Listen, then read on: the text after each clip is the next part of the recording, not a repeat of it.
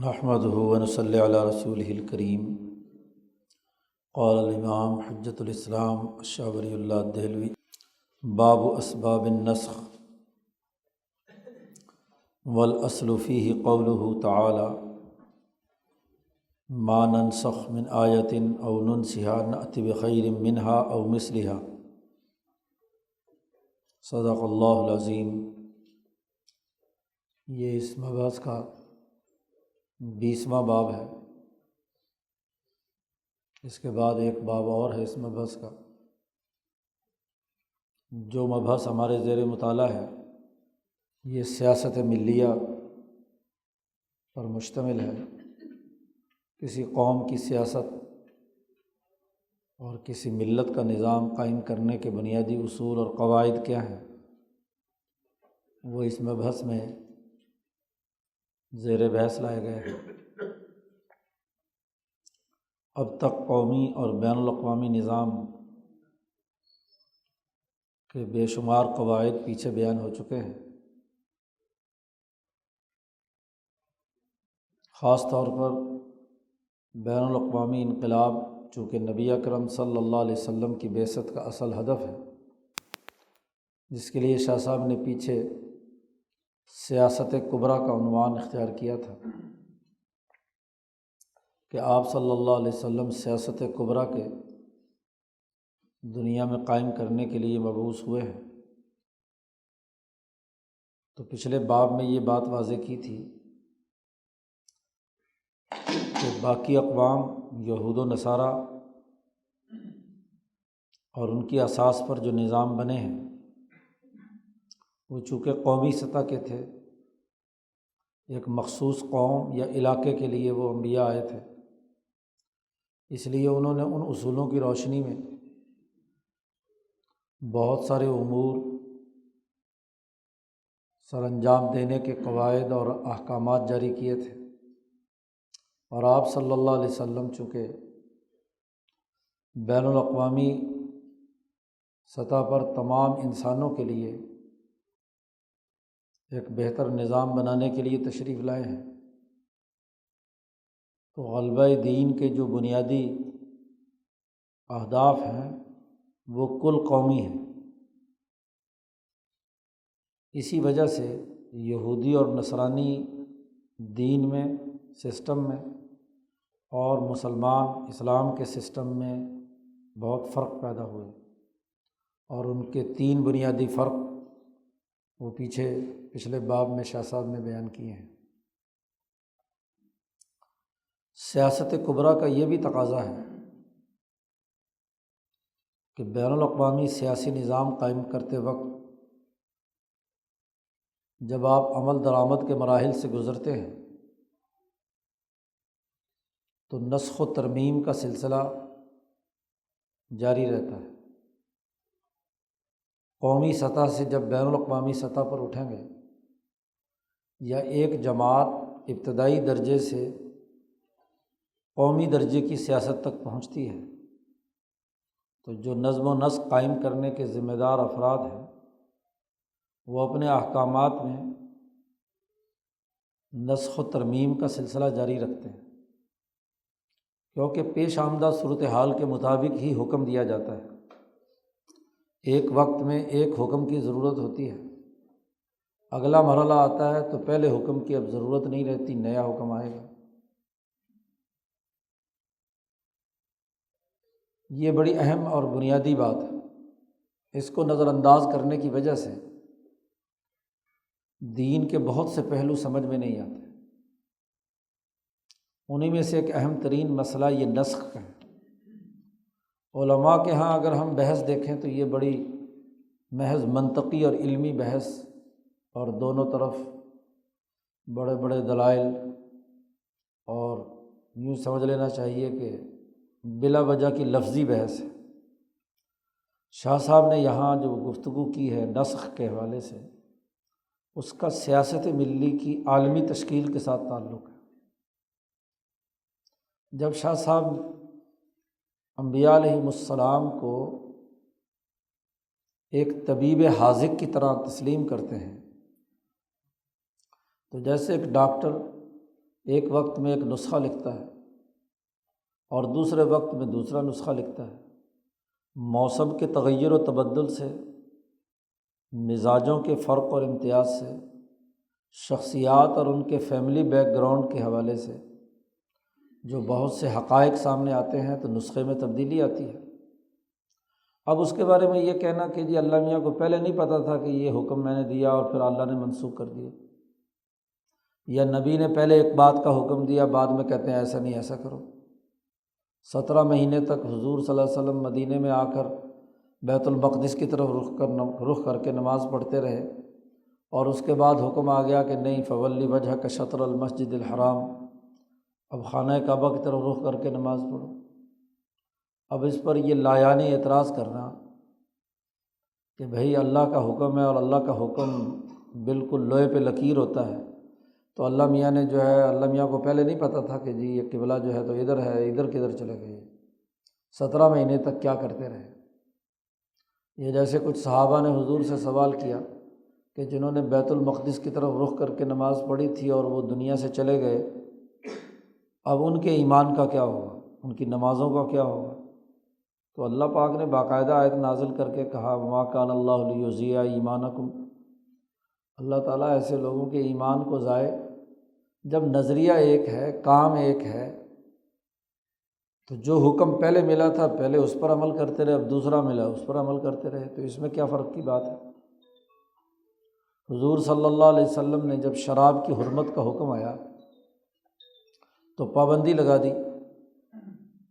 کہ شراب جن 4 برتنوں میں بنائی جاتی تھی وہ برتن بھی استعمال نہیں کر سکتے، شراب کے علاوہ بھی کسی اور استعمال کے لیے بھی، پانی وانی یہ وہ۔ اور جب 2 سال کے بعد شراب کی حرمت سب کے دلوں میں پختہ ہو گئی تو پھر ایک نیا دوسرا حکم آ گیا کہ بھئی میں نے تمہیں روکا تھا، اب تم باقی ضروریات کے لیے اس برتن کا استعمال کر سکتے ہو جس میں شراب بنایا کرتے تھے۔ تو یہ حکم بدلتا ہے مصلحتوں کی تبدیلی سے، ہاں جی، حالات کے تغیر و تبدل سے، اقوام کی نوعیتوں کے فرق سے۔ تو یہ تغیر و تبدل کوئی اجنبی بات نہیں، اس کا ہر سیاست کے ساتھ تعلق ہوتا ہے۔ سیاستدان حالات کے مطابق رائے قائم کرتا ہے، جیسے حالات ہوتے ہیں ویسے وہ رائے قائم کرتا ہے اور اس کے مطابق اقدامات کرتا ہے۔ اس کو کہنا کہ جی پہلے تو تم نے یہ کہا تھا اور آج تم یہ کہتے ہو، بھائی اس وقت اس کی ضرورت تھی، آج اس کی ضرورت ہے۔ جیسے طبیب حاذق یا ایک ڈاکٹر جو ہے وہ نسخہ بدلتا ہے، ایسے ہی تو نسخ کا جو بنیادی قانون ہے اس کا تعلق سیاست کے بنیادی اساسی امور میں سے ہے۔ اس لیے شاہ صاحب یہاں سیاست ملیہ کی بحث میں یہ نسخ کی بحث لے کر آئے ہیں، اس لیے عنوان قائم کیا باب اسباب النسخ، کہ نسخ جو ہے اس کے بنیادی اسباب کیا ہیں اور کیوں ہوتا ہے۔ نسخ کا لغوی معنی تو ہے ایک چیز کو اپنی اصل سے ہٹا دینا، ازالہ کر دینا۔ نسخے کو نسخہ بھی اس لیے کہا جاتا ہے کہ وہ ایک کتاب سے دوسری کتاب کی طرف منتقل کیا جاتا ہے۔ النقل والازالہ دونوں معنی کے لیے استعمال ہوتا ہے۔ تو چونکہ پرانے زمانے میں کچھ چھاپا خانہ تو تھا نہیں، ہاتھوں سے لوگ جو کتاب ہوتی تھی اس کو دوسرے کاغذ پر منتقل کرتے تھے، تو گویا کہ دوسری کاپی تیار ہو گئی، اس کو لغت میں کیا ہے، نسخ کہتے ہیں۔ یا حکیم لوگ یا ڈاکٹر لوگ جو نسخہ لکھتے تھے تو نسخے کو نسخہ بھی اسی لیے لکھتے ہیں بطور فعال کے، نیک فعال کے، کہ یہ دوائی جو اس نسخے پہ لکھی گئی ہے یہ مرض کو زائل کرنے،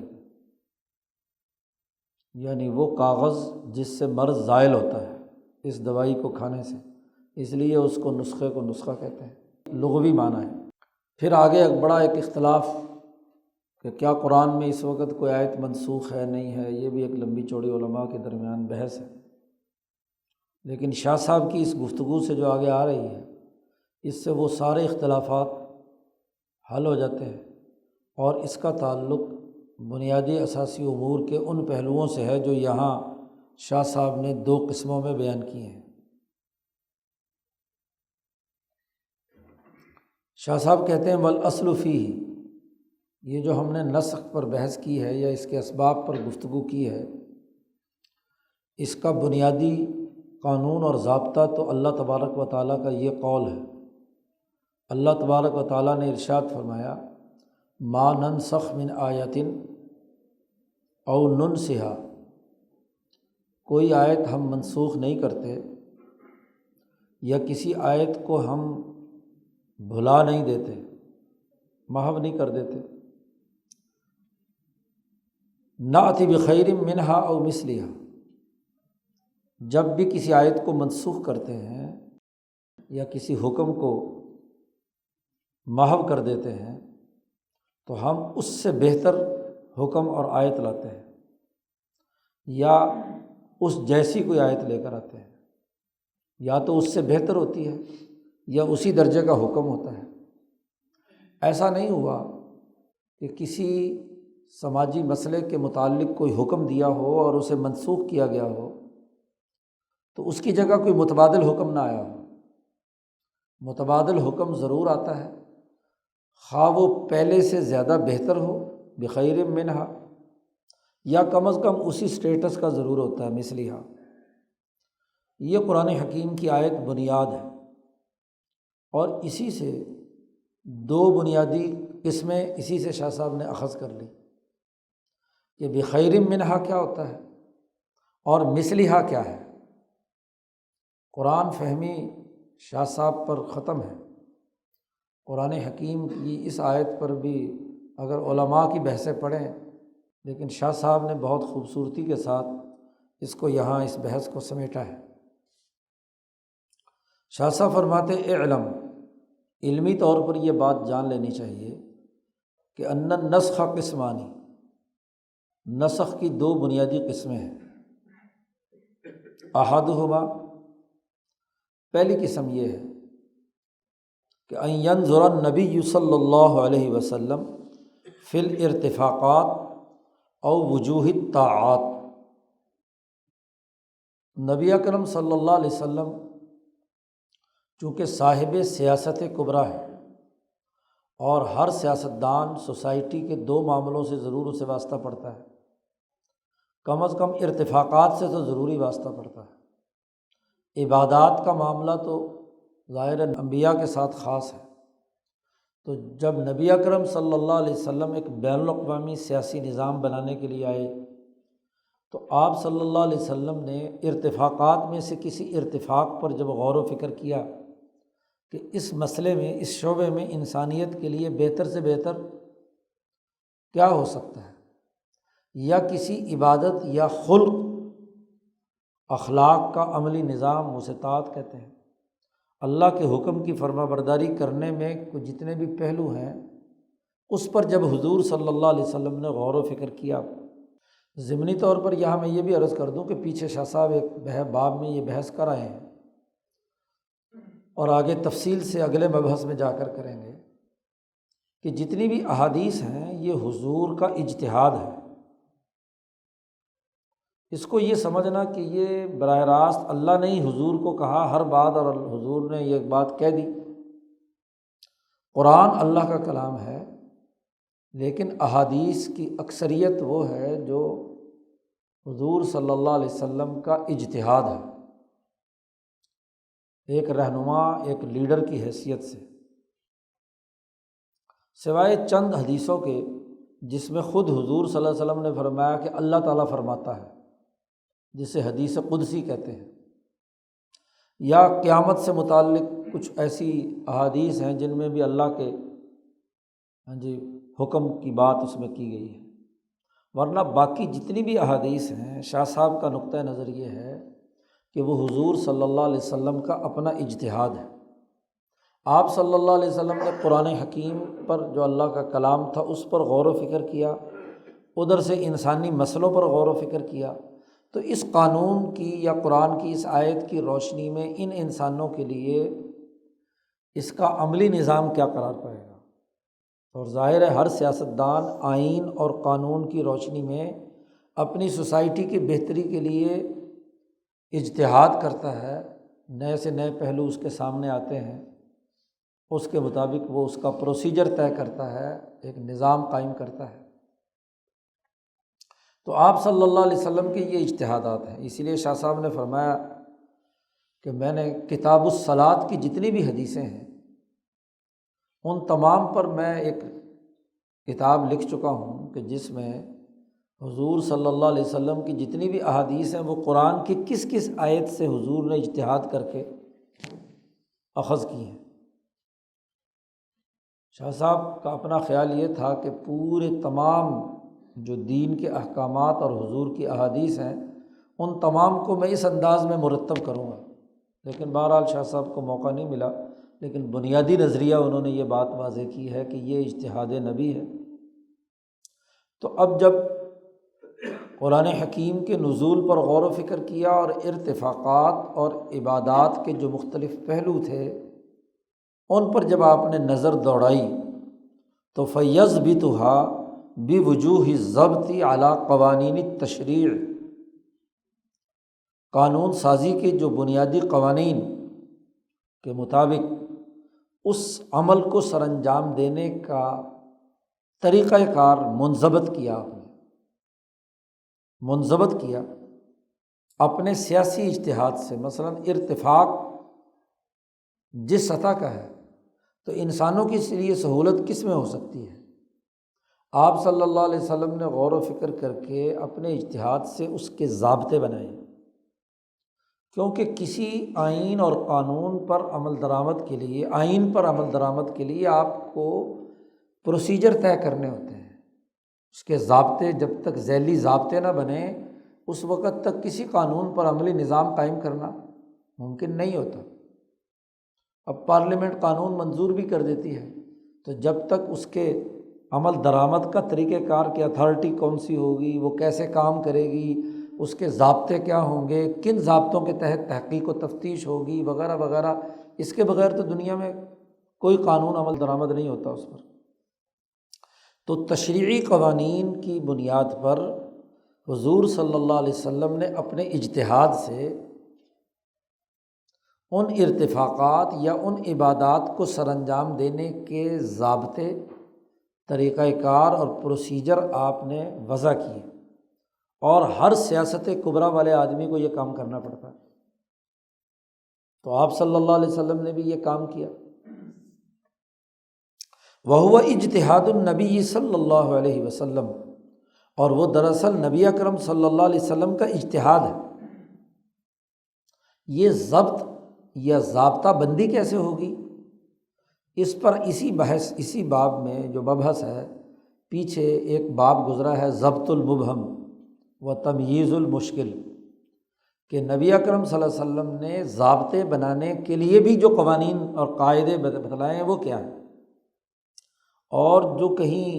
کسی قانون پر عمل درآمد کے حوالے سے کوئی ابہام یا اشکال پیدا ہو تو اس کو دور کرنے کے قاعدے کیا ہیں، وہ قاعدے پیچھے شاہ صاحب، ہر قومی سیاستدان بھی یہ کام کرتا ہے، تو ہر قومی نبی نے بھی وہ کام کیا، موسیٰ علیہ السلام نے کیا، عیسیٰ علیہ السلام نے کیا، تو وہ اس کے قاعدے اور ضابطے پیچھے شاہ صاحب بیان کر چکے ہیں کہ ان کی روشنی میں آپ صلی اللہ علیہ وسلم نے ان ارتفاقات اور ان عبادات کے سر انجام دینے کے ضابطے آپ نے متعین فرمائے، اور یہ حضور کا اپنا اجتہاد تھا۔ پھر کیا ہوا، حضور نے اپنے اجتہاد سے جو ممکنہ بہتر سے بہتر شکل ہوتی تھی وہ آپ نے مقرر کر دی۔ پھر کچھ عرصے بعد اور یا فوری، ثم لا یقررہ اللہ علیہ، اللہ تبارک و تعالیٰ نے اس کو برقرار نہیں رکھا، حالات بدلے یا نوعیت بدلی، بل یکشف علیہ ما قضى اللہ تعالیٰ فی مسئلۃ من الحکم، اللہ تبارک و تعالیٰ نے نبی اکرم صلی اللہ علیہ وسلم کے ذہن پر، چونکہ نبی ہیں، غلط اگر اجتہاد ہو گیا ہے تو آپ کو غلط اجتہاد پر برقرار نہیں رکھا جا سکتا۔ البتہ امتیوں میں سے کوئی اجتہاد کرے، امام ابو حنیفہ کریں، امام مالک کریں، تو ان کے پر وہی تو آتی نہیں ہے کہ ان کو پتہ چلے کہ ان کا اجتہاد بالکل ٹھیک اور صحیح تھا۔ تو اس لیے اگر انہوں نے کوئی اجتہاد کیا تو اللہ کی طرف سے وحی آ گئی، اور وحی نے آ کر اما بنزول القرآن، قرآن کا حکم آیا اور کہا کہ آپ کے اجتہاد کے اندر یہ معاملہ ہے، یہ درست نہیں ہے، اس اجتہاد پر آپ عمل نہیں کریں گے۔ مثلاً سورۃ کہف میں اللہ پاک نے کہا وَاصْبِرْ نَفْسَكَ مَعَ الَّذِينَ يَدْعُونَ رَبَّهُمْ بِالْغَدَاةِ وَالْعَشِيِّ يُرِيدُونَ وَجْهَهُ۔ یہ آیت تب نازل ہوئی تھی کہ جب مکے کے سرداروں سرمایہ داروں نے ابو جہل، عتبہ، شیبہ نے کہا تھا کہ آپ کی جماعت کے اندر تو بڑے غریب لوگ ہیں، یہ کمزور قبیلوں کے لوگ ہیں، بلال ہے، عمار ہے، یاسر ہے، صہیب ہے، عبداللہ ابن مسعود ہیں، تو یہ لوگ کمزور سے ہیں، ان کے ساتھ بیٹھ کر ہم سردار اور لیڈر ہیں، ہم کیسے بیٹھ کر ان سے باتیں سنیں، ان کے مجمع میں بیٹھیں، یہ تو ہماری توہین ہے۔ تو حضور صلی اللہ علیہ وسلم نے ارادہ فرما لیا، آپ کا اجتہاد یہ تھا کہ چلو ان کے لیے الگ ایک مجلس کر لیتے ہیں، سرمایہ داروں کے لیے، یہ جب ٹھیک ہو جائیں گے، مسلمان ہو جائیں گے، تو پھر آپس میں کیا ہے، ایک اکٹھے بیٹھ جایا کریں گے، جب ظاہر ایمان قبول ہو گیا تو پھر تو ایسی کوئی تفریق نہیں ہوگی۔ اب یہ حضور کا اجتہاد تھا، اور اس اجتہاد کے مطابق حضور نے یہ فیصلہ فرمایا، لیکن اللہ پاک نے وحی نازل کر کے کہا نہیں، وَاصْبِرْ نَفْسَكَ۔ یہ جو اللہ کا صبح شام ذکر کر رہے ہیں مخلص لوگ ہیں، گو مالدار نہیں ہے، سیاسی طاقت نہیں ہے، اپنے آپ کو انہی کے ساتھ جمائے رکھ، اور وَلَا تُطِعْ مَنْ أَغْفَلْنَا قَلْبَهُ عَنْ ذِكْرِنَا، جو اللہ کی یاد سے جن کے دل غافل ہیں، جو ظالم ہیں، جو متکبر ہیں، جو خواہش پرست ہیں، ان کے لیے یہ رعایت کرنے کی اجازت آپ کو نہیں ہے۔ اب آپ کا اجتہاد، آپ نے ایک ضابطہ بندی کی کہ چلو اس طریقے سے کیا ہے بھائی، اصل تو دین پھیلانا آپ کا ہدف ہے، تو دین کی دعوت کے فروغ کے لیے ان کی الگ سے جماعت بنا کر چلا لو۔ تو آپ صلی اللہ علیہ وسلم کو اس اجتہاد پر روک دیا گیا، لا یقررہ اللہ علیہ، اللہ نے اس کو برقرار نہیں رکھا، بلکہ آپ کے ذہن میں جو اس مسئلے کی حقیقی نوعیت تھی وہ منکشف کی، یا تو قرآن کے ذریعے سے کی، یا جبرائیل کے ذریعے سے حدیث قدسی کے طور پر کی، یا آپ کے قلب پر ڈالی کہ یہ بات جو آپ کا اجتہاد پہلے ہے یہ درست نہیں ہے۔ یکشف علیہ ما قضى اللہ تعالیٰ فی المسألۃ من الحکم، حکم میں اللہ نے جو فیصلہ کیا ہے اس کو، اب جیسے ہی آیت نازل ہوئی تو حضور صلی اللہ علیہ وسلم نے اپنی اس چیز کو تسلیم کر لیا، اور جو اللہ کا حکم تھا اس کے مطابق آپ کا اجتہاد یا حکم نافذ ہو گیا۔ یا اسی طریقے سے بدر میں جو 70 قیدی بڑے بڑے گرفتار ہو کر آئے تھے تو ان سے فدیہ کا معاملہ تھا۔ اب عمر فاروق وغیرہ کا اجتہاد یہ تھا کہ ہر آدمی اپنے اپنے رشتہ دار کی گردن اتارے، ان کی کمر توڑنا ضروری ہے، مکے والوں کی طاقت ٹوٹنا ضروری ہے، قطع دابر القوم الذین ظلموا، ان کی جڑیں کاٹنا ضروری ہے۔ لیکن حضور رحم دل تھے، آپ کا اجتہاد یہ ہوا کہ بجائے ان کو قتل کرنے کے، ہو سکتا ہے ان میں سے کسی کو ایمان کی توفیق ہو جائے اور یہ مسلمان ہو جائے، تو ان کو قتل کرنے کے بجائے، کفر پر مارنے کے بجائے ان کو موقع دینا چاہیے کہ شاید یہ مسلمان ہو جائے، اس لیے فدیہ لے کر ان کو چھوڑنے کا آپ نے فیصلہ فرما لیا۔ تو اس پر اللہ کی طرف سے تنبیہ تو آئی، لیکن فیصلہ برقرار رکھا کہ ما کان لنبی، کسی نبی کے لیے یہ جائز نہیں ہے کہ جب تک زمین میں اچھی طرح ظلم اور تکبر کا نظام نہ توڑ دے تو کسی کو اس طرح پیسے لے کر چھوڑ دے۔ اور یہ پیسے لینا، کیا تم دنیا کی زیب و زینت کی طرف متوجہ ہو؟ وہاں بھی یہی کہا تھا ترید زینت الحیات الدنیا، وہی بات یہاں بھی کہی، لیکن فیصلہ آپ کا برقرار رکھا، اس لیے کہ ان کی اکثریت جو تھے، جتنے یہاں سے 70 آدمی گئے وہ ساری مسلمان ہی اکثر ہوئے، خود حضور کے اپنے چچا عباس بعد میں مسلمان ہوئے، اور جو لوگ وہاں پر گرفتار ہو کر گئے ہوئے تھے ایمان کی طرف آئے۔ لیکن آپ کے اس اجتہاد پر جو اللہ تبارک و تعالیٰ نے حکم جاری کرنا تھا وہ جاری ہوا کہ آئندہ یہ رعایت نہیں کی جائے گی۔ اما بنزول القرآن، یا تو قرآن نازل کر کے اللہ پاک نے یہ کہہ دیا، او تغییر اجتہادی الی ذالک، یا اللہ نے یہ کیا کہ آپ کا جو اجتہاد ہے اس میں یہ تغیر و تبدل کر لیا جائے، مکمل طور پر تو اس حکم کو جو آپ نے اجتہاد سے جو ضابطہ بنایا تھا اس کو ختم نہیں کیا، اس میں ترمیم کر دی، تغیر کر دیا، اجتہادی الی ذالک و تقریری علیہ، اور اس کو برقرار رکھا، اس کے مطابق عمل درآمد ہوا۔ ہاں جی، یا اللہ پاک نے اس کو مستقل طور پر برقرار رکھا کہ ٹھیک ہے جو آپ نے اجتہاد کیا ہے اسی پر عمل درآمد ہوگا، اور اگر کہیں کوئی چھوٹی موٹی تغیر و تبدل کی ضرورت پیش آئی تو وہ کیا۔ تو ممکنہ شکلیں حضور کے اجتہاد کے ساتھ تین تھیں کہ یا تو آپ کا اجتہاد سرے سے اللہ تعالیٰ نے اس کو برقرار نہیں رکھا، سرے سے منسوخ کر کے نیا حکم دے دیا، جیسے آگے آ رہی ہے مثال جی، یہی جو بیت المقدس کی طرف رخ کر کے نماز پڑھنے والا معاملہ تھا، یہ آپ کا اپنا اجتہاد تھا، کیونکہ قرآن میں تو کہیں نہیں ہے کہ آپ، اللہ کا حکم تو کہیں نہیں ہے کہ بیت المقدس کی طرف رخ کر کے آپ نماز پڑھیں، یہ آپ کا اجتہاد تھا۔ 17 مہینے تک اس اجتہاد کو برقرار رکھا، اور پھر حضور کا ہی اجتہاد بدلا کہ آپ بار بار آسمان پر نظر کر کے اللہ سے دعا مانگتے تھے کہ اے اللہ میرا قبلہ جو ہے وہ بیت اللہ الحرام کو بنا دے، تو اللہ نے کہا ٹھیک ہے، فولی وجہک شطر المسجد الحرام، دوسرا حکم جاری کر دیا۔ تو یا تو سرے سے وہ حکم جو ہے منسوخ کر دیا اور نیا حکم آ گیا، یا اس آپ صلی اللہ علیہ وسلم کے اجتہاد میں کوئی تغیر و تبدل کیا گیا، اور تیسری ممکنہ شکل ہے کہ جو آپ نے اجتہاد کیا اس کو برقرار رکھا۔ یہ نبی اکرم صلی اللہ علیہ وسلم کا کہ اجتہاد سے متعلق بنیادی قانون اور ضابطہ پہلی قسم کا یہ ہے کہ اللہ نے حکم کو بدلا۔ اس کی مثال دی ہے، مثال الاول کہ اللہ نے حکم بدل دیا، آپ کے اجتہاد کو تبدیل کر دیا۔ اس کی مثال وہ ہے جو نبی اکرم صلی اللہ علیہ وسلم نے حکم دیا تھا من الاستقبال قبل بیت المقدس، البیت المقدس کی طرف رخ کر کے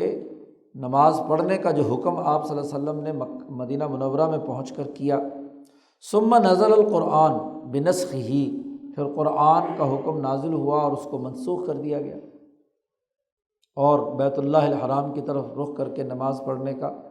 حکم دیا گیا۔ اب اس کے پیچھے بھی ایک حکمت تھی کہ آپ مدینہ پہنچے ہیں، مدینہ میں اوس اور خزرج 2 انصاری قبیلے تھے، اور 2 ہی یہودیوں کے قبیلے تھے بڑے، جو مدینہ سے باہر بنو قریظہ اور بنو نذیر۔ بنو قریظہ اور بنو نذیر جو ہیں وہ انصاریوں کے ان 2 قبیلوں کے ساتھ ان کے یارانے اور دوستانے تھے۔ ایک قبیلہ ایک سے تعلق رکھتا تھا، دوسرا دوسرے سے رکھتا تھا، اور ان دونوں کی آپس میں لڑائیاں ہوتی تھیں، لیکن یہودیت اور عیسائیت کی تعلیمات سے یہ لوگ متاثر تھے۔ مدینہ کے باقی لوگ بھی جو یہودی نہیں بھی تھے، ان کو آسمانی دین سمجھتے تھے، ان کو ایک رسول والا مانتے تھے، اور وہ چونکہ بیت المقدس کی طرف رخ کر کے نماز پڑھتے تھے، تو مدینہ کی پوری آبادی میں بیت المقدس کی تقدیس اور اس کی طرف نماز پڑھنے کا ایک تصور موجود تھا۔ اب آپ صلی اللہ علیہ وسلم مکہ سے اٹھ کر وہاں گئے ہیں جی، اب آپ مہاجرین کے دلوں میں تو بیت اللہ الحرام ہی کی عظمت ہونی تھی، لیکن سیاسی طور پر یہ بات تفریق کا باعث بنتی تھی کہ انصار اور مہاجرین کے درمیان اخوت قائم کی گئی تھی، اجتماعی طاقت کی اس وقت ضرورت تھی، تو اب اس سیاسی طاقت کو مستحکم کرنے کے لیے ضروری تھا کہ جو نئے نئے ابھی انصاری مسلمان ہوئے ہیں وہ صرف اس وجہ سے کہ قبلہ انہوں نے آ کر مدینے کا بدل دیا تو اس سے کہیں اختلاف پیدا نہ ہو، تو اس اختلاف کو ختم کرنے کے لیے، اور یہودیوں نے چونکہ وسوسے ڈالنے تھے، وہ اپنی منافقت سے باز نہیں آ رہے تھے، تو اس سے جو عام سادہ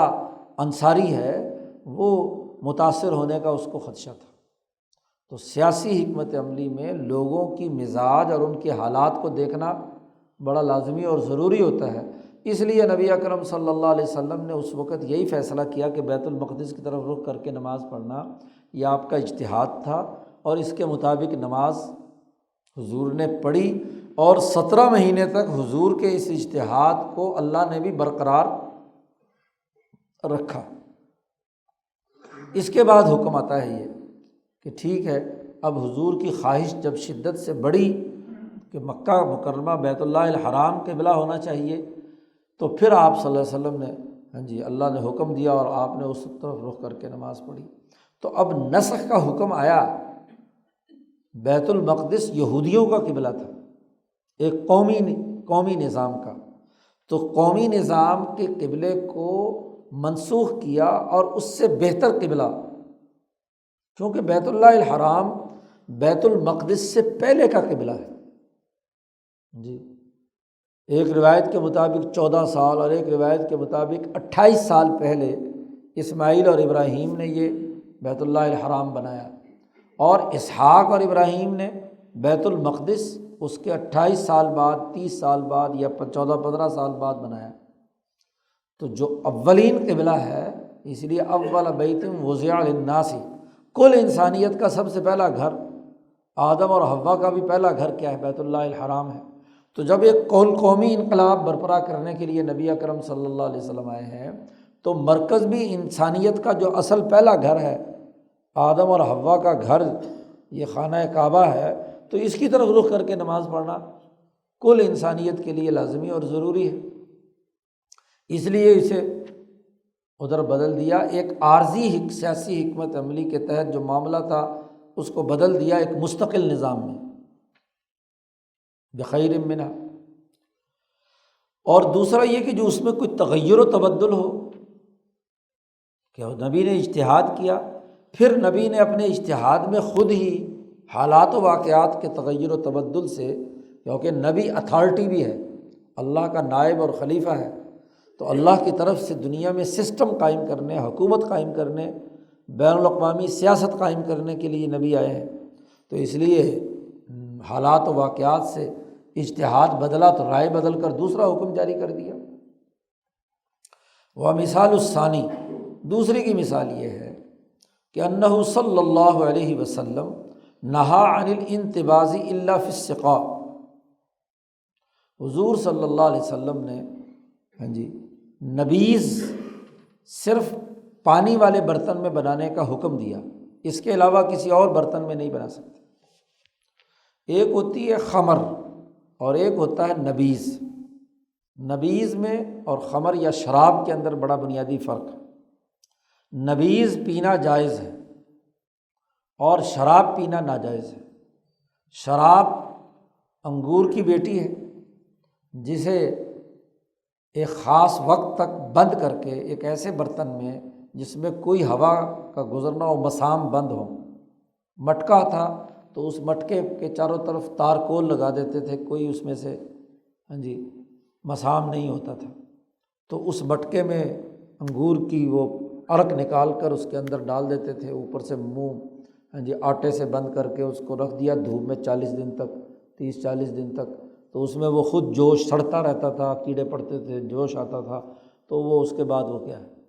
شراب بن جاتی تھی۔ یا اسی طریقے سے ایک اور کدو، یہ جو استعمال ہوتا ہے دبا، بڑا سا کدو لیا، اس کو خاص طریقے سے اوپر سے کاٹ لیا، تو اس کے بھی مسام اندر سے گودا وودا نکال کر سب فارغ کر دیا، تربوز ہے یا، تو اس کے اندر پھر وہ شراب بھر دیتے تھے، اور اس کے اوپر کیا ہے، وہی ٹکیا جو کاٹی ہے بڑے سلیقے سے اس پر لگا کر اس کے چاروں طرف اسے سیل کر دیتے تھے، وہ بھی اسی طرح گلسا سڑتا تھا تو شراب بن جاتی۔ شراب بنانے کا یہی طریقہ رائج تھا یا ہے بھی ہے، بلکہ اسی طریقے سے بنتی ہے شراب۔ اسی طریقے سے باقی 2-3 اور برتن تھے، کسی لکڑی کے اندر، کسی کے پاس نہیں ہے تو لکڑی میں سوراخ کیا، کھودا اسے، پیالہ ٹائپ بن گیا، اس کے اندر تارکول لگا کر اس کو مسام بند کر دیے، پھر اس کے اندر ڈال کر اوپر سے وہی لکڑی جو کاٹی ہے اس کے اوپر بند کر دی، اس کو نقیر کہتے ہیں۔ تو یہ چار برتن ہیں جن کا حدیث پاک میں ذکر آتا ہے جی۔ تو ان چاروں یہ برتنوں میں شراب ہی بنتی تھی مسامات کے بند ہونے کی وجہ سے۔ اب جب شراب کی حرمت کا قانون آیا تو ان چاروں برتنوں کا استعمال بند کر دیا۔ یہ تو شراب بنانے کا طریقہ تھا۔ اور ایک نبیذ ہوتی ہے۔ نبیذ یہ ہے کہ انگور نہیں، کھجور یا کشمش وغیرہ رات کو پانی میں بھگو دی تو رات بھر بھیگی رہی، صبح کو اس کی مٹھاس جو ہے کھجور کی وہ پانی میں آ جاتی ہے۔ اور اسی طرح جو وغیرہ یا گندم وغیرہ وہ رات کو بھگو دیتے تھے تو اس کا نشاستہ اور اس کی اس کا مٹھاس پانی میں آ جاتی تھی تو وہ پیتے تھے۔ وہ توانائی طاقت دیتی ہے، تو وہ توانائی کے لیے مٹھاس جو ہے اس کو نبیذ کہتے ہیں۔ زیادہ سے زیادہ 24 گھنٹے تک نبیذ جو ہے، کیونکہ اس کے بعد پھر اس کے اندر نشہ پیدا ہونا شروع ہو جاتا ہے۔ اس لیے نبیذ میں اگر نشہ پیدا ہو جائے، گرمی کی شدت کی وجہ سے بسا اوقات 24 گھنٹے بعد بھی اس میں نشہ پیدا ہو جاتا ہے تو وہ بھی ناجائز ہو جائے گا۔ نشہ یعنی جس سے انسان کی عقل چلی جائے۔ اسی لیے حضرت عمر فاروق نے شراب کا نام رکھا سارق العقل، کہ عقل کو چرانے والی۔ تو جیسے سارق مال جو ہے اس کا ہاتھ کاٹا جانا ضروری ہے، ایسے ہی جو سارق العقل ہے اس پر 80 کوڑے لگانا ضروری ہے۔ تو یہ 100 50 80 40 مختلف روایات فقہا کی۔ تو یہ نبیذ جو ہے، تو حضور نے جب شراب کی حرمت چونکہ رچی بسی ہوئی تھی، عربوں کے تو کھانے کا لازمی حصہ تھا، صبح دوپہر شام شراب کے بغیر ان کا گزارا نہیں تھا۔ اسی لیے حضرت عائشہ صدیقہ فرماتی ہیں کہ اگر حضور صلی اللہ علیہ وسلم یک بارگی ان کو حکم دیتے کہ شراب حرام ہے تو عرب لوگ شراب چھوڑنے کو کبھی بھی قبول نہ کرتے، رد عمل آتا۔ لیکن جب اس کی خرابیاں خود بخود ان کے سامنے آنا شروع ہوئیں تو بتدریج تیسری چوتھی مرتبہ میں جا کر کیا ہے یہ معاملہ ہوا کہ شراب کی حرمت ہوئی ہے۔ تو اب نبیذ جو ہے وہ بھی حضور نے پابندی لگا دی کہ نبیذ بھی ان برتنوں میں نہیں بنانی، منع کر دیا۔ ثم اباح لهم الانتباذ فی کل آنیۃ،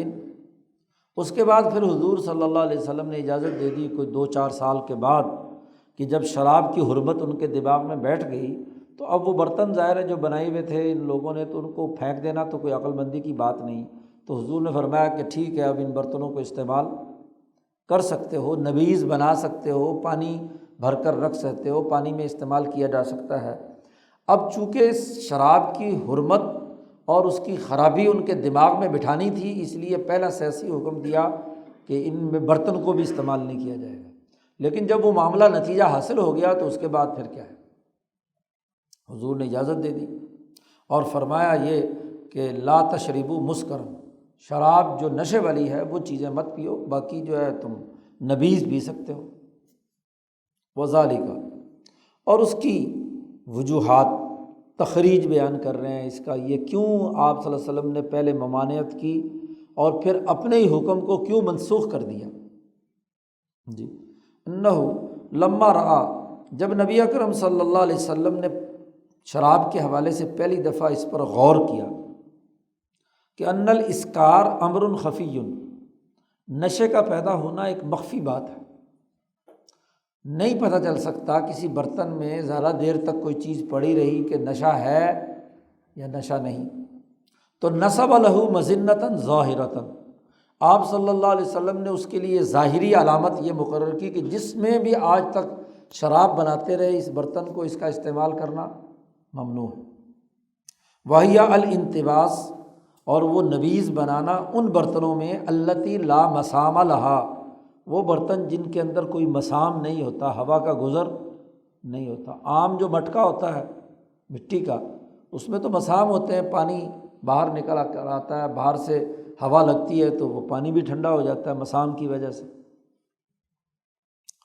کل ماخوذۃ من الخزف والخشب والدباء،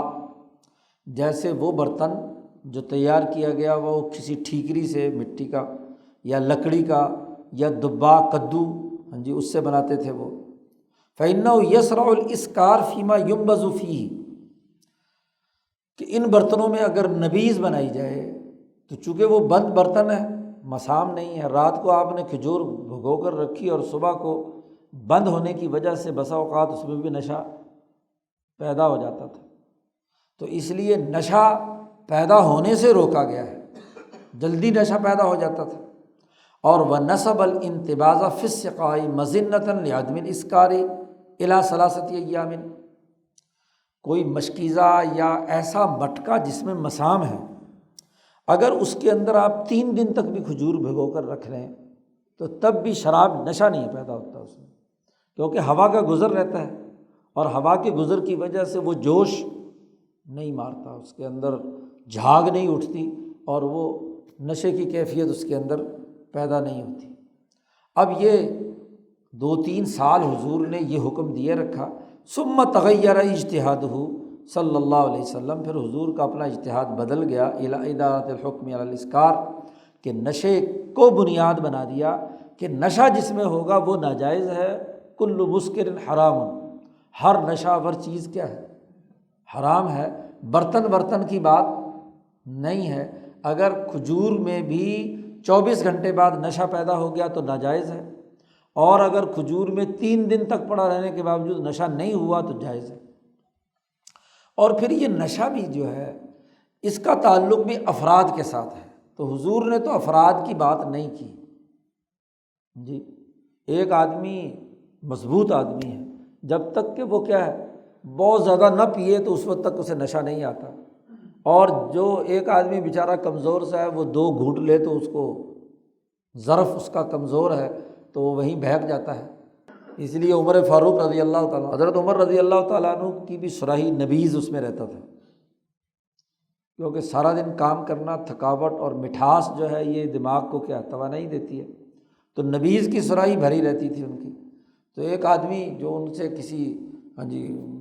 مسئلے کے سلسلے میں خلیفہ سے مسئلہ آیا تو اس کو پیاس لگی، اس نے اس صراحی میں سے نبیذ پینا چاہیے، تو عمر فاروق نے کہا دیکھو اگر تمہیں اس نبیذ کو، یہ میری نبیذ ہے ہاں جی، اگر تمہیں پینے کے بعد تمہیں نشہ آ گیا تو میں کوڑے لگاؤں گا۔ وہ کہنے لگا عجیب بات ہے، آپ خود پیتے ہیں؟ ہاں میں تو پیتا ہوں، تو میرا تو ظرف ہے، ہوش و حواس میں بیٹھا ہوا ہوں، تم لگتے ہی ہو کہ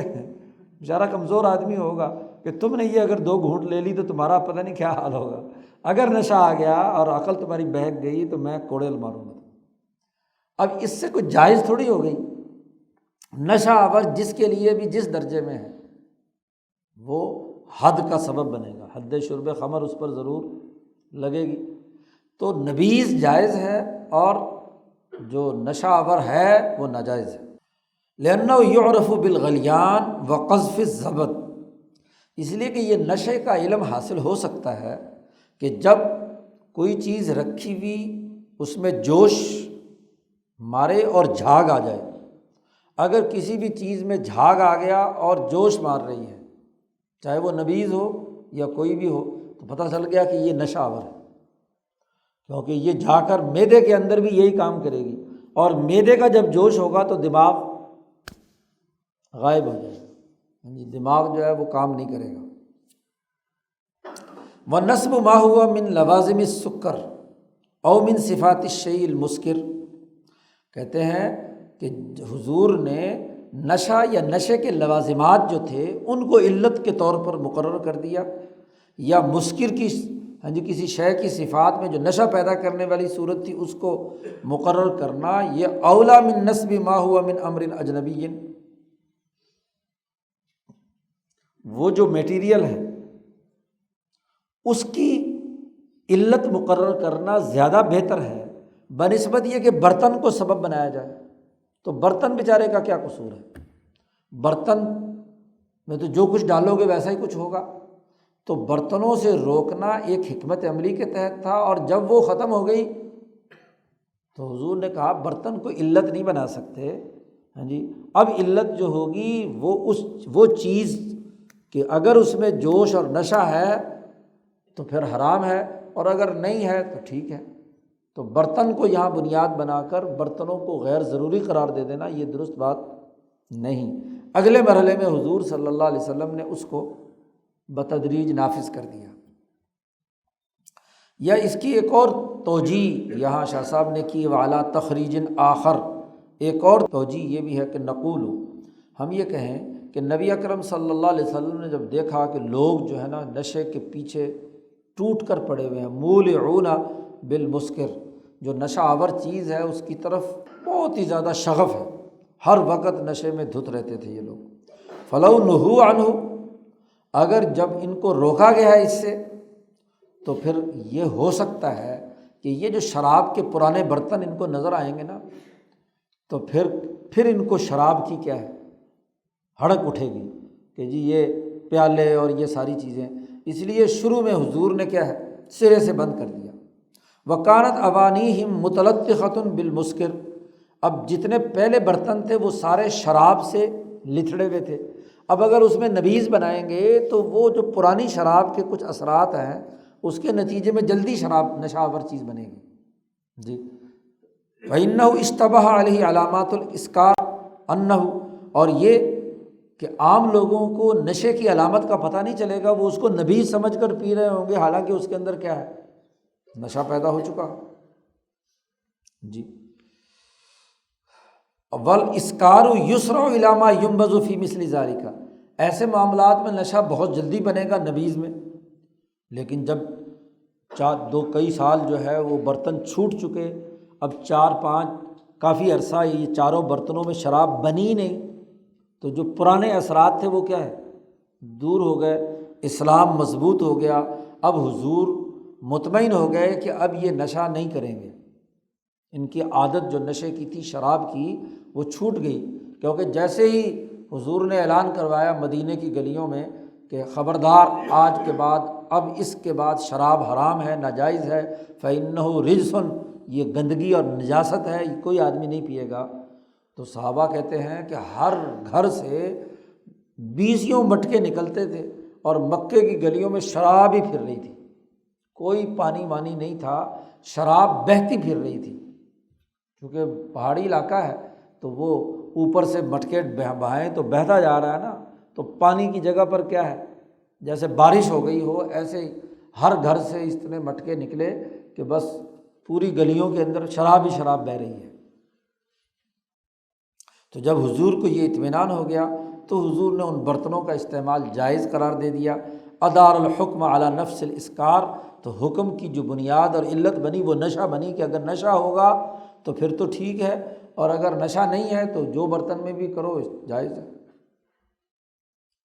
وعلی ھذا تخریج، اس تخریج کی بنیاد پر یہ مثال ہے، حکم مختلف ہو جاتا ہے جب علت بدل جاتی ہے، تو چونکہ برتن تو خود کوئی علت نہیں ہے، نشہ تو ایک علت ہے،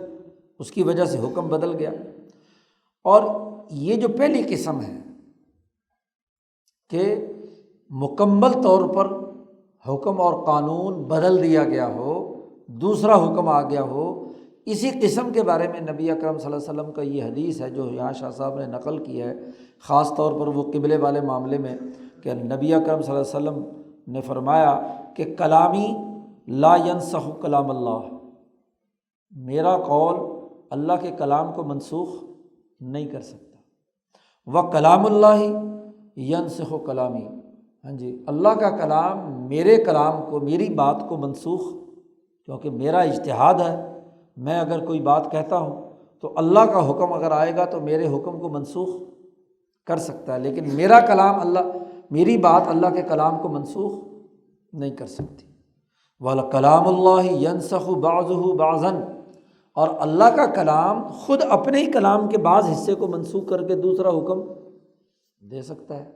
ایک زمانے میں اللہ کا کلام موسیٰ اور عیسیٰ علیہ السلام پر آیا، نمازیں 2 تھیں، اب وہ حکم منسوخ ہو گیا، اس کی جگہ پہ نمازیں 5 ہو گئی۔ پہلے حکم موسیٰ اور عیسیٰ علیہ السلام پر حکم تھا کہ وہ اگر کسی کپڑے کو نجاست لگ جائے، گندگی لگ جائے، تو اس کپڑے کو کاٹ کر پھینکنا پڑتا تھا، دھونے سے وہ پاک نہیں ہوتا تھا، لیکن امت محمدیہ پر وہ کیا ہے دھونے سے پاک ہو گیا۔ تو یہ نسخ کی پہلی قسم ہے کہ جس میں نبی اکرم صلی اللہ علیہ وسلم نے اجتہاد کیا، اس اجتہاد کے مطابق کوئی حکم دیا، اللہ نے قرآن نازل کر کے اسے منسوخ کر دیا، یا خود نبی اکرم صلی اللہ علیہ وسلم کی رائے میں حالات و واقعات کے نتیجے میں تغیر و تبدل پیدا ہو گیا، اور ہر سیاست کبریٰ کا آدمی وہ اس کو یہ نسخ و ترمیم کرنے کی ضرورت پیش آتی ہے حالات و واقعات کی بنیاد پر۔ والثانی، اور دوسرا حکم، دوسرا نسخ کی قسم یہ ہے کہ ان یکون شیء مظنۃ مصلحۃ او مفسدۃ، کسی شے کی کوئی علت بطور مصلحت کے یا بطور مفسدہ کے،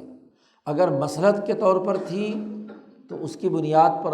اللہ نے یا رسول اللہ صلی اللہ علیہ وسلم نے حکم دیا، اور اگر کسی مفسدہ ہے تو مفسدے کے نتیجے میں اس چیز کے کرنے سے روکا گیا، فَيُحْكَمُ عَلَيْهِ حَسْبَ ذَلِكَ، اس کے مطابق حکم دے دیا۔ ایک زمانے میں ایک وقت میں ایک مصلحت سامنے آئی، اس مصلحت کو پورا کرنے کے لیے ایک حکم دے دیا، یا ایک مفسدہ سامنے آیا اور اس کے مطابق کسی کام کو کرنے سے روک دیا گیا۔ ثم یأتی زمان، پھر ایک دوسرا زمانہ آیا کہ وہ جو سبب یا علت یا وہ مصلحت تھی وہ باقی نہیں رہی، یا وہ مفسدہ باقی نہیں رہا، تو فیتغیر الحکم، تو حکم بھی کیا ہو جائے گا؟ بدل جائے گا۔ اس کی مثال اس کی، لما ہاجر النبی صلی اللہ علیہ وسلم الی المدینہ، نبی اکرم صلی اللہ علیہ وسلم نے مدینہ کی طرف ہجرت کی، وانقطعت النصرۃ بینہم و بین ذوی ارحامہم، اب 100 کے قریب مہاجرین مکہ سے اٹھ کر مدینہ چلے گئے، تو مکہ میں رہتے ہوئے تو ہر خاندان خونی رشتے میں ایک دوسرے سے جڑا ہوا تھا، تو اپنے رشتہ داروں کی نصرت اور مدد کا کوئی معاملہ مہاجرین کے ساتھ نہیں رہا۔ تو آپ صلی اللہ علیہ وسلم نے جب غور کیا کہ اس مدینے کی ریاست میں ایک نئی ریاست تشکیل دینے چلے ہیں، مکہ میں تو یہ تھا کہ سارے خونی رشتہ دار ہیں، تو ریاست کے تمام افراد میں جو ان کی اجتماعیت کو برقرار رکھنے والی، ان کی بائنڈنگ کرنے والی چیز تھی وہ خونی رشتہ تھا۔ اب یہاں مدینہ میں ایک طرف یہود ہیں، ایک طرف انصار ہیں، ایک طرف مہاجرین ہیں، تو ان تمام کے درمیان اجتماعیت قائم کرنے کے لیے کیا طریقہ کار اپنایا جائے؟ مسلم اور یہود اور مشرک کے درمیان تو میثاق مدینہ ہو گیا، لیکن اس میثاق مدینہ تو تب ہوگا کہ جب مسلمان بھی ایک جماعت ہو۔ اب مسلمانوں کی اپنی بائنڈنگ کیسے ہوگی؟ انصار میں اور ادھر ہر مہاجر کے درمیان تو رشتہ نہیں تھا، زیادہ سے زیادہ حضور صلی اللہ علیہ وسلم کی والدہ محترمہ انصاریوں میں سے تھی آمنہ، حضرت ابو ایوب انصاری آپ کے ماموں اور ماموں زاد بھائی، اور آپ کے یہ خونی رشتہ باپ سے نہیں تھا، ماں سے ایک رشتہ تھا۔ باقی جتنے بھی مہاجرین آئے تھے ان کا تو کوئی براہ راست مدینے والوں سے رشتہ داری نہیں تھی، تو ان کے درمیان جو آپس میں معاملہ مواخات کا قائم کیا گیا، مواخات، اور مواخات کے قائم کرنے میں وراثت میں بھی ایک دوسرے کے شریک قرار دیں گے تبھی مواخات صحیح طریقے سے ہوگی۔ تو اب آپ صلی اللہ علیہ وسلم نے اس مسئلت کو سامنے رکھا، وَإِنَّمَا كَانَتْ بِالْإِخَاءِ الَّتِي جَعَلَهُ النَّبِيُّ صلی اللہ علیہ وسلم لِمَصْلَحَةٍ ضَرُورِيَّةٍ رَآهَا، آپ صلی اللہ علیہ وسلم نے ضروری مصلحت کو سامنے رکھتے ہوئے خود مسلمان جماعت میں مواخات، بھائی چارہ قائم کیا۔ فَنَزَلَ الْقُرْآنُ، اور حضور نے جو اجتہاد کیا تھا اسی کے مطابق اللہ کی طرف سے حکم بھی آ گیا، کیا کہ فَنَزَلَ الْقُرْآنُ بِإِدَارَةِ التَّوَارُثِ عَلَى الْإِخَاءِ، کہ اس بھائی چارے میں یہ ایک دوسرے کے وارث بھی ہوں گے، یعنی ایسے بھائی ہیں کہ ان کا ان کے ساتھ ایسا رشتہ ہو گیا ہے کہ یہ مر گیا تو اس کا وارث یہ ہوگا، اور یہ مر گیا تو اس کا وارث، یہ اللہ نے صاف طور پر حکم دیا قرآن حکیم میں۔ سورۃ انفال کے آخر میں کہا گیا ان الذین آمنوا وہاجروا وجاہدوا باموالہم وانفسہم والذین آووا ونصروا، وہ لوگ جنہوں نے انہیں نصرت کی، ان کو ٹھکانہ دیا یعنی انصار، اور جو لوگ مہاجر ہوئے اور جہاد کیا اور وہ یہاں آئے جدوجہد اور کوشش کر کے، یہ اولئک بعضهم اولیاء بعض، یہ ایک دوسرے کے ولی ہیں، ولایت ہے اور ایک دوسرے کے وارث ہیں۔ تو اس کی وجہ سے پھر اسی آیت کے اگلے حصے میں جن کے ساتھ تمہارا معاہدہ ہوا ہے اور وہ کافر ہیں تو ان کے درمیان بھی کہا کہ ان کے درمیان بھی دوستانہ ہے، ان کے درمیان بھی ولا ہے۔ ولا کہتے ہیں مرنے کے بعد جو باقی ورثہ ہے وہ دوسرا جس کے ساتھ آپ کی موالات ہے یا جس کے ساتھ دوستانہ ہے وہ اس کا مالک ہوگا۔ تو یہ قانون اور ضابطہ عربوں کے ہاں موجود تھا۔ وبین اللہ تعالیٰ فائدتہ، پوری بڑی لمبی آیت ہے، اس کے بعد اللہ پاک نے اس کا فائدہ بھی بیان کیا کہ الا تفعلوہ، اگر تم یہ نہ کرتے، مواخات اور مواخات بھی توارث میں، وراثت میں، اگر تم یہ نہ کرتے تو تکن فتنۃ فی الارض و فساد کبیر، تو اس سے زمین میں بڑا فتنہ پھیلتا اور بہت بڑا فساد واقع ہوتا۔ تو اس لیے یہ جو میثاق مدینہ تم نے کیا، یہ جو مختلف قبائل کے ساتھ ایک دوسرے کے ساتھ میثاق کیا، یا انصار نے اور مہاجرین نے آپس میں مواخات قائم کی، یہ اس لیے قائم کیا تاکہ فتنے کا مقابلہ کیا جائے، کیونکہ پھر مدینے کی ریاست کی اجتماعیت قائم نہیں ہونی تھی، اور مکے کی طاقت اجتماعی ہوتی اور مدینے کی ریاست ٹکڑوں میں بٹی ہوئی ہوتی، ایک دوسرے کے مخالف ہوتے، ان کے درمیان جھگڑا ہوتا، تو یہ تو کبھی بھی کیا ہے، مضبوط فورس نہیں بننی تھی، تو فساد پھیلتا، فتنہ پھیلتا، اس کو روکنے کے لیے یہ قانون اور ضابطہ ضروری تھا۔ ثم لما قوی الاسلام، جب اسلام مزید مضبوط ہوا، اور ولاحق بالمہاجرین اولو ارحامہم، اور مہاجرین اپنے رشتہ داروں سے ملنا شروع ہو گئے، ادھر سے بہت سارے مسلمان ہو کر مدینہ آتے رہے، یا فتح مکہ میں مکہ ہی فتح ہو گیا، تو اب ریاست کی نوعیت بدل گئی۔ جب ریاست کی نوعیت بدل گئی تو اب قانون عالمگیر ہونا چاہیے۔ اب چونکہ یہ مواخات عالمگیر سطح پر ایسی نوعیت بہت کم وجود میں آئے گی، اس لیے وہاں یہ لازمی قرار دے دیا گیا کہ اب وراثت کا وہی قانون جو خونی رشتے کی بنیاد پر ہے وہی دنیا بھر کی تمام اقوام میں جاری ہوگا، اور اس کے مطابق توارث رجع الامر الی ما کان من التوارث بالنسب، کہ نسبی رشتے کی بنیاد پر وراثت تقسیم ہوگی، کہ پہلے بیٹا، پھر باپ، پھر چچا بچا، اور پھر باقی جو عزیز و اقارب عصبات ہیں، ذوی الفروض ہیں، ان کے جو حصے اللہ پاک نے سورۃ النساء میں بیان کیے ہیں، تو وہ اس کی پوری تفصیل وراثت کے قانون کی نافذ العمل کر دی گئی۔ تو سیاسی مسلط بدل گئی، حالات بدل گئے، تو اس کے مطابق حکم بھی کیا ہے، بدل گیا۔ پہلی شکل تو یہ ہے۔ دوسرے نسخ کی قسم کی پہلی شکل یہ ہے، اور دوسری ایک اور بھی ممکنہ شکل ہے نسخ کی، کہ لا یکون الشیء مصلحۃ فی النبوۃ التی لم یضم معها خلافۃ۔ بڑی اہم بات کہی ہے، شاہ صاحب کا ذہن بڑا سیاسی ہے اور سیاسی امور کو بہت اچھے انداز میں بیان کرتے ہیں۔ شاہ صاحب کہتے ہیں کہ نبوت کی دو قسمیں ہیں، ایک نبوت وہ ہے جو مذموما بالخلافہ ہے، اور ایک نبوت وہ ہے جو مذموما بلا خلافہ ہے۔ خود نبی اکرم صلی اللہ علیہ وسلم کی زندگی کے بھی دو دور ہیں، ایک مکی دور ہے، مکی دور میں آپ کے پاس خلافت اور حکومت ظاہرہ، خلافت ظاہرہ نہیں تھی، تو اس کے سیاسی تقاضے اور ہیں۔ جب مسلمان کسی سوسائٹی میں اقلیت میں ہوں اور ان کی اتھارٹی نہ ہو تو اس وقت نبوت کے احکامات اور ہیں، اور جب ان کے پاس حکومت ہو اور اتھارٹی موجود ہو تو اس وقت کے حالات کیا ہوتے ہیں۔ نبی اکرم صلی اللہ علیہ وسلم میں تو دونوں باتیں ہیں، اور باقی تمام انبیاء کے معاملے میں بھی ہر نبی خلیفہ نہیں ہوتا۔ بعض انبیاء ہیں جن کے ساتھ خلافت ہے، مثلا داؤد علیہ السلام خلیفہ بھی ہیں، نبی بھی ہیں، تو خلیفہ ہے، سیاسی نظم و نسق قائم کرنا ہے تو انہوں نے اس خلافت کے مطابق کام کیا ہے۔ بعض انبیاء ہیں کہ جو خود خلیفہ نہیں بنے اور نہ خلافت ان کی نبوت کے ساتھ مکس ہے، اور بہت سارے سینکڑوں انبیاء ایسے ہیں۔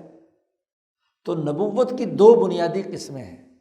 شاہ صاحب کہتے ہیں کما کانا قبل النبی صلی اللہ علیہ وسلم، ایک چیز مصلحتی نبوت کے اعتبار سے تو تھی لیکن خلافت کے اعتبار سے، حکومت کے تقاضے سے نہیں ہے، جیسا کہ حضور سے پہلے کے انبیاء کا تذکرہ ہے۔ وَكَمَا كَانَ فِي زَمَانِهِ صلی اللہ علیہ وسلم قبل الہجرہ، یا جیسے نبی اکرم صلی اللہ علیہ وسلم کی ہجرت سے پہلے کوئی خلافت اور حکومت ظاہرہ نہیں تھی، تو ایک مصلحت وہ ہوتی ہے جو حکومت کے علاوہ محض دین کی دعوت اور تبلیغ سے تعلق رکھتی ہے یا خلافت باطنہ سے تعلق رکھتی ہے، اور ایک مصلحت وہ ہوتی ہے یکون مصلحتاً فی النبوۃ المضمومہ بالخلافہ، وہ نبوت جو خلافت کے ساتھ ملی ہوئی ہے، مکس ہے، کہ نبوت اور حکومت، جیسے حضور نے مدینہ میں آ کر حکومت قائم کی تو 10 سال حضور کی نبوت خلافت کے ساتھ کیا ہے، مکس سب تھی جی۔ یا داؤد علیہ السلام کا پہلا زمانہ، ہاں جی، وہ بغیر خلافت کے ساتھ جب خلیفہ بنے تو پھر کیا ہے، اس کے تقاضے سامنے آ گئے۔ یوسف علیہ السلام جب تک ذمہ داری نہیں آئی حکومت کی، اس سے پہلے ہاں جی آزاد منش تھے، انہوں نے اپنے فیصلہ کیا کہ مجھے جیل میں جانا ہے تو جیل میں چلے گئے، کیونکہ اعلیٰ مشن ہے، کام کرنا ہے نا، داعی نے تو دعوت دینی ہے تو جیل میں بیٹھ کے دے لیں گے، تو یوسف علیہ السلام نے اس کا انتخاب کر، لیکن جب حکمران بنے تو حکومت کی اپنی مصلحتیں، تو مصلحتوں کا فرق پڑ جاتا ہے حکومت ہونے نہ ہونے سے۔ اس کی بھی ایک مثال شاہ صاحب نے یہاں بیان کی، مثال اس کی مثال یہ ہے کہ اللہ تبارک و تعالیٰ نے ہمارے سے پہلے جتنے بھی انبیاء گزرے ہیں ان کے لیے مال غنیمت حلال قرار نہیں دیا جی، کہ جی جب جنگ میں فاتح ہوں تو وہاں جو مال غنیمت آئے، دشمن ظاہر ہے کہ اس کو آپ نے شکست دی، وہ قتل ہو گئے، ان کا مال ہے تو اب مال ضائع تو نہیں کرنا، وہ آپ مسلمان استعمال نہیں کر سکتے تھے، وہ کسی پہاڑ پر رکھتے تھے تو کوئی اللہ کی طرف سے جی آگ آتی تھی اور وہ اس کو کھا جاتی تھی، ختم ہو جاتا تھا، اور ویسے بھی حرام کا مال استعمال کرنے کی اجازت نہیں تھی، ان لٹیروں نے کیا لوٹ کر اس کو دوسروں کی طرف سے کیا ہے، اور چونکہ ایک ہی علاقہ یا ایک ہی قوم کا مال تھا تو اس لیے انبیاء کو استعمال کرنے کی اجازت نہیں تھی، حلال نہیں تھا۔ وَأَحَلَّهَا لَنَا، لیکن یہ مال غنیمت مسلمانوں کے لیے ہمارے لیے حلال قرار دیا، اور وَعَلَّلَ ذَلِكَ فِي الْحَدِيثِ بِوَجْهَيْنِ، اور اس کی نبی اکرم صلی اللہ علیہ وسلم کی حدیث میں 2 وجوہات بیان کی گئی کہ کیوں ہمارے لیے یہ مال غنیمت حلال قرار دیا گیا مسلمانوں کے لیے۔ احدہما، پہلی وجہ تو یہ ہے کہ نبی اکرم صلی اللہ علیہ وسلم نے فرمایا کہ ان اللہ تعالی رعا ضعفنا فاحلھا لنا، پہلی قومیں بڑی طاقتور اور بہادر اور دلیر تھی جی، وہ جہاد بھی کرتے تھے اور ساتھ کاشتکاری بھی کرتے تھے یا تجارت بھی کرتے تھے، دونوں چیزیں، کیونکہ ان کا دائرہ حکومت جو ہے یا دائرہ نبوت وہ ایک قوم کے دائرے میں تھا، یہ ایک علاقے میں تھا۔ اب ایک علاقے میں تو کبھی ایک آدھ دفعہ لڑائی ہوتی تھی، اور وہ بھی جب پہلی مرتبہ کوئی نبی جو ہے وہ حکمران بنتے تھے،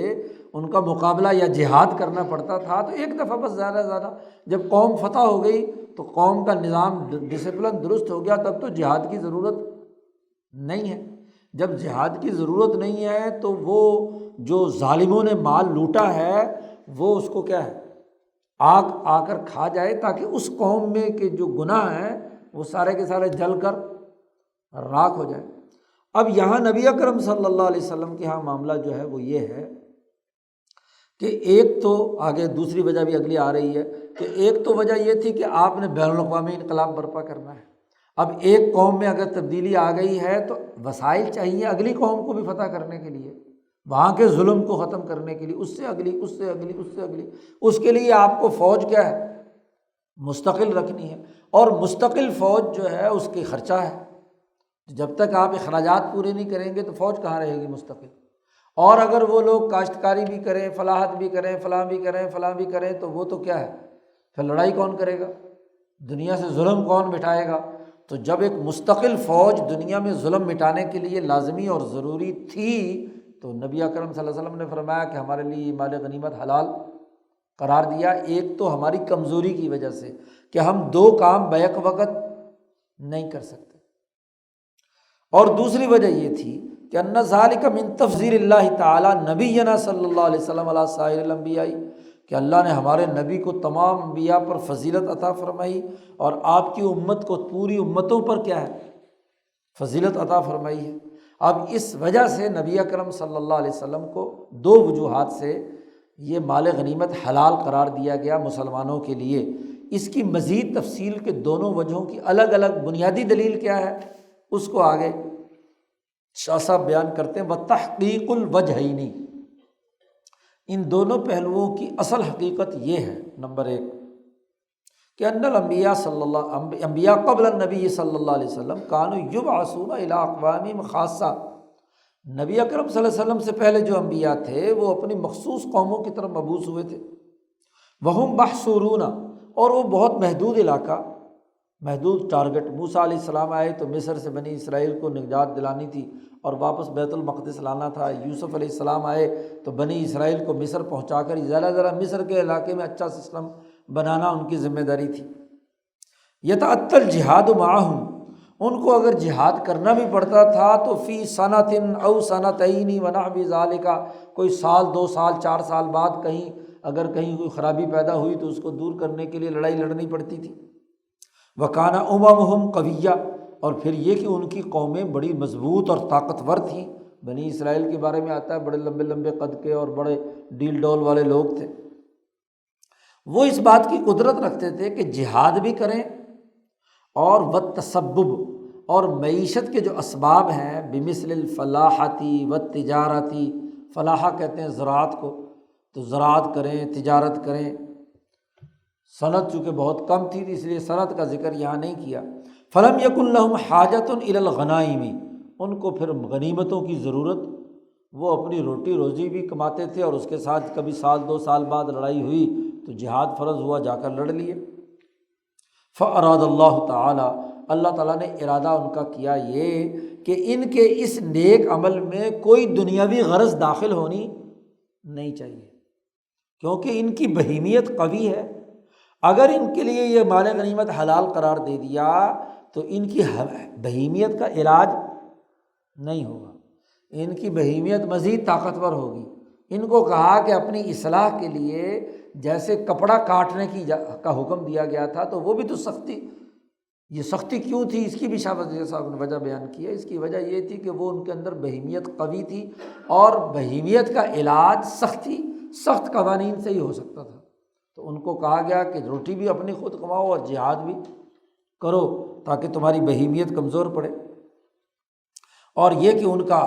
اجر پورا ملے، یا ان کی اصلاح پوری ہو۔ اور وہ بعث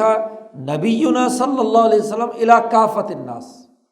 نبی اکرم صلی اللہ علیہ وسلم سے پہلے کے نبی تو اپنی مخصوص قوم کی طرف مبعوث ہوئے، اور نبی اکرم صلی اللہ علیہ وسلم کی بعثت ہوئی ہے پوری انسانیت کی طرف۔ اور وہم غیر محصورین، وہ کوئی دنیا میں کیا محدود تو نہیں ہے، وہ تو پورے ایشیا، افریقہ، یورپ، پوری دنیا میں انسانیت پھیلی ہوئی ہے۔ ولا کان زمان الجہاد معہم محصورا، اور نہ ہی حضور کا زمانہ جہاد جو ہے وہ کوئی محدود زمانے تک کے لیے ہے کہ جہاد اس وقت تک ہوگا اور اس کے بعد منسوخ ہو جائے گا، ایسا نہیں۔ حضور نے فرمایا الجہاد ماضٍ الی یوم القیامہ، قیامت تک جہاد فرض ہے۔ وکانوا لا یستطیعون الجمع، اور پھر حضور کے زمانے میں جو انسانیت آئی ہے یہ پہلوں کے مقابلے میں اس کی بہیمیت کمزور ہے، یہ تھوڑا سا کام کر کے ایک تو تھک بھی جاتی ہے بڑی جلدی، اور آج کل کے تو جیسے آگے لوگ آ رہے ہیں تو وہ زیادہ ہی تھک جاتے ہیں۔ تو اللہ میاں نے اس کمزوری کا لحاظ رکھا کہ بیچاروں کے اوپر ڈبل بوجھ نہ ڈالا جائے۔ اگر یہ جہاد یا فوجی خدمات سر انجام دے تو ان کو بیت المال میں سے پیسے، تنخواہ ان کی ہو جانی چاہیے۔ ان کو ساتھ یہ کہے کہ جی فوجی بھی بنو اور ساتھ ہی کیا ہے تجارت بھی کرو، کاروبار بھی کرو۔ وَكَانُوا لَا يَسْتَطِيعُونَ الْجَمْعَ بَيْنَ الْجِهَادِ وَالتَّسَبُّبِ، یہ جہاد اور اس کے درمیان اس کے جو معاشی اسباب ہیں ان کو جمع کرنے کی طاقت نہیں رکھتے، بمثل الفلاحاتی، کاشتکاری کریں یا تجارت کریں۔ تو فَكَانَ لَهُمْ حَاجَةٌ إِلَىٰ إِبَاحَةِ الْغَنَائِمِ، تو اس لیے بین الاقوامی انقلاب کے لیے ضروری تھی کہ غنائم مسلمانوں کے لیے، امت مسلمہ کے لیے حلال قرار دیے جائیں۔ اور پھر ویسے بھی چونکہ اس جماعت کی ذمہ داری یہ تھی کہ یہ جو مال ہے قیصر و کسریٰ نے مثلاً لوٹا ہے غریبوں سے، تو اب اس جماعت کی ذمہ داری ہے کہ یہ ان سے مال چھین کر ان غریبوں میں بانٹ دیا جائے۔ اس لیے حضور نے فرمایا تؤخذ من اغنیائہم، مالداروں سے یہ لو اور اس کو فقراء کی طرف کیا ہے ادا کر دو۔ یعنی یہ کوئی ذاتی غرض کے لیے نہیں ہے کہ محض ذاتی استعمال کرنا ہے، بلکہ اس مال کا انہی غریبوں کی طرف واپس لوٹانے کے لیے کیا ہے مال غنیمت حلال قرار دیا گیا۔ نمبر 2 کہ وکان امتہ لعموم دعوتہ، نبی اکرم صلی اللہ علیہ وسلم کی امت اپنی عمومی دعوت کی وجہ سے کہ پوری دنیا میں دین کو غالب کرنے کے لیے اسے کام کرنا ہے، تو یہ ایسے لوگوں پر مشتمل ہے کہ جن کی نیتوں میں کچھ کمزوری ہے، اعلیٰ درجے کی نیتوں والے تمام لوگ نہیں ہو سکتے۔ اور انہی لوگوں کے بارے میں یہ بات بھی آئی ہے کہ ان اللہ یؤید ھذا الدین بالرجل الفاجر، کہ اللہ پاک بسا اوقات اس دین کی تائید فاسق و فاجر لوگوں سے بھی کرا دیتا ہے۔ یہ حدیث پہلے بھی گزری تھی اور وہاں میں نے پوری تفصیل اس کی بیان کی تھی۔ غزوہ خیبر کے موقع پر ایک آدمی مسلمان لشکر میں دشمن کے مقابلے پر تلوار ایسے چلا رہا ہے کہ اس نے کوئی 400-500 آدمی کاٹ کر پھینک دیے، بہت تیزی کے ساتھ اور بہت شدت کے ساتھ وہ دشمن کی صفیں الٹ رہا ہے۔ حضور صلی اللہ علیہ وسلم کے پاس آ کر کسی آدمی نے کہا کہ یہ آدمی تو بڑا نیک ہے، بہت اس نے جدوجہد کی ہے، اتنا اس نے دشمن کے صفوں کی صفیں الٹ دی۔ حضور نے فرمایا کہ یہ حرام موت مرے گا۔ اب لوگ پریشان ہیں کہ مسلمانوں کے لشکر میں اتنا کام کر رہا ہے اور یہ حضور نے اس کے بارے میں یہ فرمایا، تو ایک صحابی حضور کے اس کہنے کی وجہ سے اس آدمی کے پیچھے لگ گئے کہ یہ آدمی کا انجام کیا ہوگا۔ اب چونکہ وہ بہت بے جگری سے لڑا تو ظاہر دشمن کے وار بھی اس کے جسم پر بڑے تھے، تو زخموں سے چور ہو گیا۔ زخموں کی شدت سے جب اس سے برداشت نہیں ہو سکا تو وہ ایک جگہ بیٹھ گیا، کچھ دیر تو وہ اپنے زخموں سے ہلاتا رہا، لیکن وہ زخم اس سے برداشت نہیں ہو رہے تھے۔ اس نے وہی تلوار جس سے دشمن کے کشتے کے پشتے لگائے تھے وہی اس نے الٹی کھڑی کی اور خودکشی کر لی۔ زخم برداشت نہیں ہوئے تو سینے پہ رکھا اور تلوار پار نکل گئی، مر گیا۔ تو حضور صلی اللہ علیہ وسلم کو جب اس نے صحابی نے کہا کہ آپ نے بات فرمائی تھی، اس نے آدمی نے تو خودکشی کر لی۔ اب وہ صحابی پریشان ہے کہ ایک ایسا آدمی جس نے کیا ہے خلاف ورزی کی ہے، خودکشی کی ہے، اور ادھر سے اس نے مسلمانوں کو اتنا فائدہ پہنچایا کہ دشمن کے 400-500 آدمی اس نے تہہ کر دیے، یہ ماجرا کیا ہے؟ تو اس پر حضور نے یہ جملہ ارشاد فرمایا کہ ان اللہ یؤید ھذا الدین بالرجل الفاجر،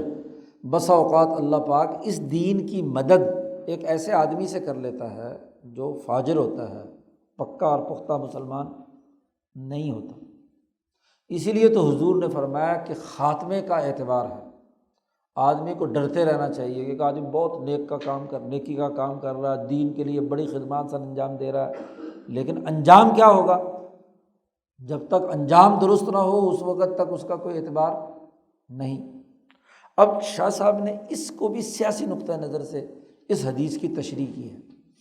شاہ صاحب کہتے ہیں کہ دیکھو یہ لوگ جو ہیں، فاجر کیوں کہا اس کو؟ ایک تو یہ خودکشی والا معاملہ ہے، اور دوسرا باقی اور واقعات بھی اسی سے ثابت ہیں۔ وہاں بھی حضور نے یہ جملہ استعمال کیا کہ وہ مال غنیمت لینے کے لیے، مال کی وجہ سے، کہ لا یجاہد اولئک الا لغرض عاجل، وہ یہ لوگ جہاد نہیں کرتے مگر کہتے نقد فائدہ کیا ہوگا، جہاد کریں گے تو اس کا نقدی دنیا میں کیا فائدہ ہوگا، تنخواہ کیا ملے گی۔ تو چونکہ امت کمزور ہے، یہاں کا مسلمان بھی کمزور ہے، اس لیے اس کمزوری کی وجہ سے یہ دنیاوی فائدے کو پیش نظر بھی رکھتا ہے۔ جی وَكَانَتِ الرَّحْمَةُ شَمَلَتْهُمْ فِي أَمْرِ الْجِهَادِ شُمُولًا عَظِيمًا، اور اس زمانے میں اللہ کی رحمت جہاد کے حکم کے ساتھ ایسی لپٹی بھی ہے کہ بڑا اس کا وسیع دائرہ ہے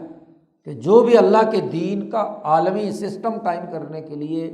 جنگ اور جہاد کرے گا، لڑائی کرے گا، وہ رحمت اس کو ڈھانپ لے گی۔ اور اس زمانے میں خاص طور پر جو حضور صلی اللہ علیہ وسلم کا زمانہ تھا، قیصر و کسریٰ کے خلاف اللہ کا غضب اتنا شدت کا تھا کہ ہر حال میں یہ ابو جہل، عتبہ، شیبہ، قیصر و کسریٰ کا ختم ہو جانا چاہیے، جو دوسری حدیث سے واضح ہوا۔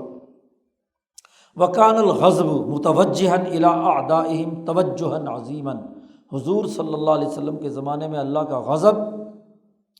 مسلمانوں کے دشمنوں کی طرف بہت زیادہ متوجہ تھا، اور وہ اس حدیث کا حوالہ بھی دیا، وَهُوَ قَوْلُهُ صلی اللہ علیہ وسلم، یہ نبی اکرم صلی اللہ علیہ وسلم کا یہ قول ہے جس میں حضور نے فرمایا کہ ان اللہ ناظر الی اہل الارض، حضور کی آمد کے موقع پر اللہ نے زمین والوں کو جب دیکھا تو فماقت عربہم وعجمہم، تمام عربوں اور عجموں کو انتہائی غضبناک نگاہوں سے دیکھا، ان کے جرائم، ان کے مظالم، ان کی خرابیاں، ان کا تکبر، ان کے غرور کو دیکھ کر ان کو انتہائی برا اور قابل نفرت کر کے اللہ نے فیصلہ کیا کہ ان کو اب کاٹنا ضروری ہے، یہ اب انتہا ان کی ہو چکی ہے، تفصیلی حدیث ہے۔ تو اللہ پاک نے اس زمانے کے تمام دشمنوں کے مال اور خون کی عصمت مکمل طور پر ختم کر دی کہ کوئی بھی ان کو قتل کرے، چاہے وہ پکا مسلمان ہو یا کچا مسلمان ہو، فاجر ہو یا فاسق ہو، ان کا قتل، ان کو راستے سے ہٹانا ضروری ہو گیا، کیونکہ اب یہ ناسور ہو گیا انسانی معاشرے کے اندر قیصر و کسرویت اور ابو جہلیت، اس لیے اس کا خاتمہ لازمی اور ضروری ہے۔ چنانچہ فأوجب اغاظۃ قلوبہم بالتصرف فی اموالہم، اور جب دشمن کو قتل بھی کیا جائے اور اس کا مال بھی قبضہ کر کے استعمال کیا جائے تو اس سے دشمن مزید غضبناک ہوگا، تو اس کو چڑھانا بھی ہے کہ دیکھا جو تم نے مال تھا وہ ہمارے قبضے میں آ گیا جی، اس لیے یہ لازمی قرار دیا۔ جیسے خود نبی اکرم صلی اللہ علیہ وسلم نے حدیبیہ کے موقع پر جب عمرے کے لیے حضور صلی اللہ علیہ وسلم تشریف لے گئے تو حضور صلی اللہ علیہ وسلم نے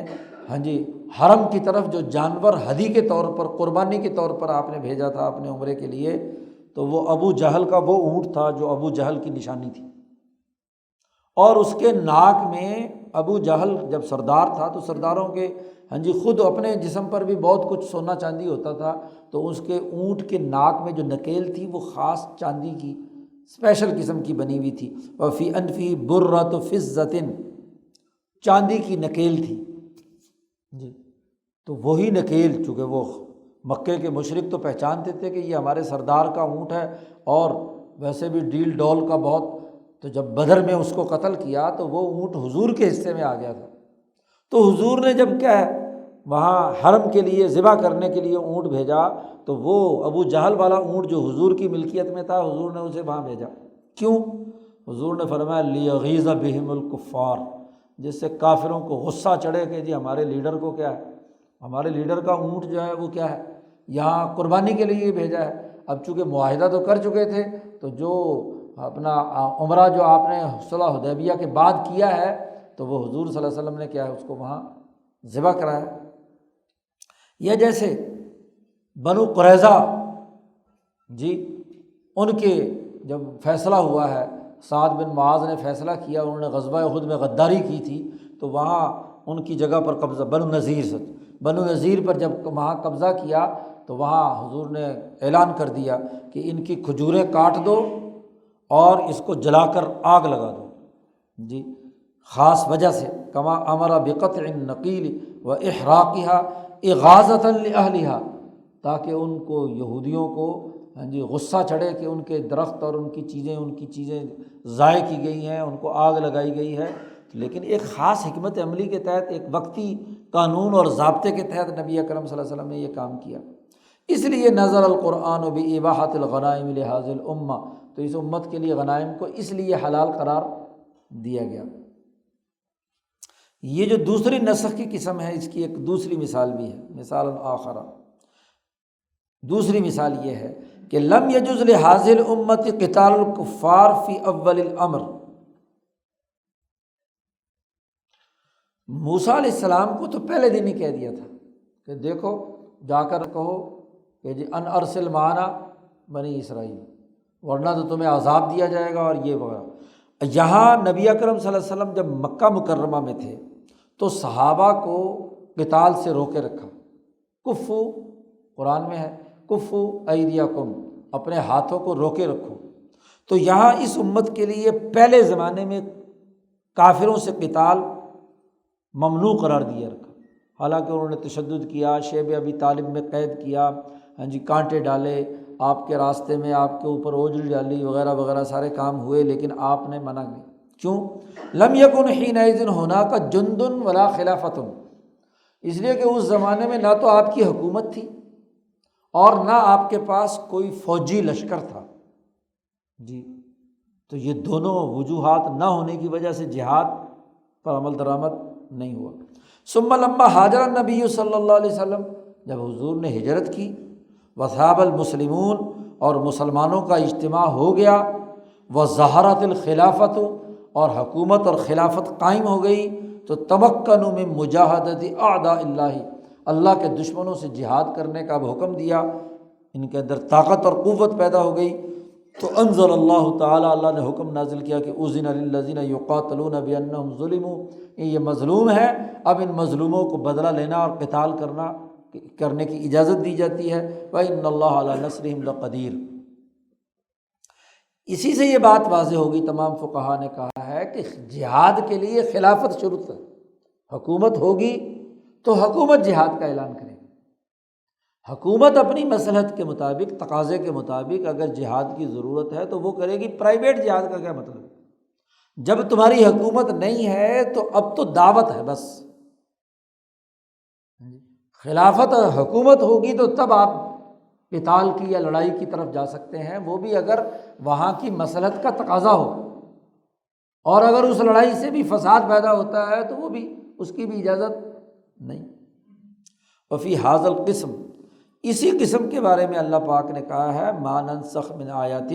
او ننسها نأتی بخیر منها او مثلها، تو فقولہ بخیر منها،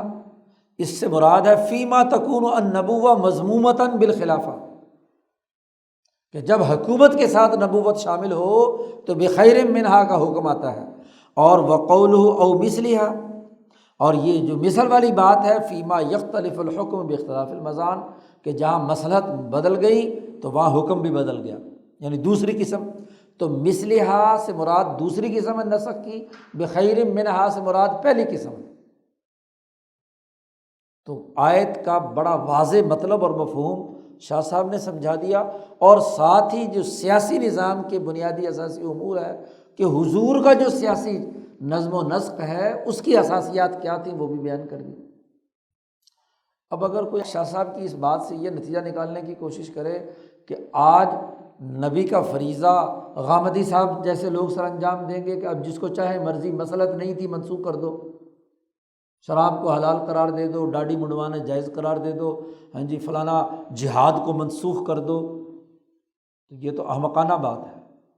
شاہ صاحب نے تو ایسی بات کہیں نہیں کہی، یہاں حضور کی سیاست بتلائی ہے۔ اب جو حضور نے نص کے ذریعے سے واضح حکم دے دیا وہ قیامت تک وہ بدلے گا نہیں۔ ہاں عمل درآمد کے حوالے سے اپنے حالات و واقعات کے تناظر میں کیا ہے، جو ضرورت اور تقاضے ہیں اس کے مطابق عمل، اس پر آپ اس حکم کو سرے سے منسوخ کر دیں یا اس حکم کو سرے سے کیا ہے، ہاں جی کہیں کہ جی اب یہ ہر حال میں ہر جگہ پر لازم ہے، تو یہ دونوں انتہا پسندیاں ہیں۔ ہاں جی وہ جو بیچارے رجت پسند قسم کے، نیک قسم کے عقیدت مند ہوتے ہیں، وہ ہر چیز کو ہر وقت نافذ کرنے کی کوشش میں، تو یہ تشدد اور تعمق ہے۔ اور جو سرے سے شریعت کو ہی منسوخ کرنے کے چکر میں ہوتے ہیں تو وہ دوسری انتہا جی۔ یہ جو ہے اجتماعیت کا فیصلہ وہ تو اجتماع کرے گا جی حالات و واقعات کی نوعیت سے، لیکن جو چیز نص کے ذریعے سے، اجماع کے ذریعے سے ثابت ہو چکی ہے وہ تو قیامت تک کے لیے ہے نا، اس کے اندر تغیر و تبدل۔ آج نسخ کا اختیار ہمیں ہے، اپنی طرف سے ہم دین کے اندر کوئی چیز منسوخ کر سکتے ہیں، اور بخیر منہا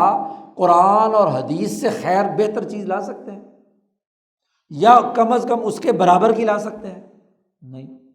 تو جب یہ دو کام نہیں کر سکتے تو پھر یہ کہنا کہ ہم جو چاہے مرضی تغیر تبدل کر دیں، تو یہ ہاں جی احمقانہ باتیں ہیں۔ اصل جامعیت کی بات سیاست کے متعلق کسی بھی حکم کو عمل درآمد کے تناظر میں دیکھا جائے گا، اور عمل درآمد کے حوالے سے اس کے اندر حالات کے تغیر و تبدل سے تبدل ہو جاتا ہے، لیکن سرے سے دین منسوخ کر کے اصول ہی بدل دینا، نصوص ہی بدل دینا، احادیث کا انکار کر دینا یا قرآن کی آیت کا انکار کر دینا، یہ قطعی طور پر کیا ہے؟ غلط ہے۔ تو بنیادی چیز شاہ صاحب نے یہاں بیان کر دی سیاسی امور میں کہ نسخ و ترمیم کسی بھی سیاست کا دائرے کا بنیادی عمل ہوتا ہے، اور اس کا تعلق مصلحت اور مفسدے کے ساتھ ہوتا ہے، تمام چیزوں کو ایک ہی لاٹھی سے ہانکا نہیں جا سکتا۔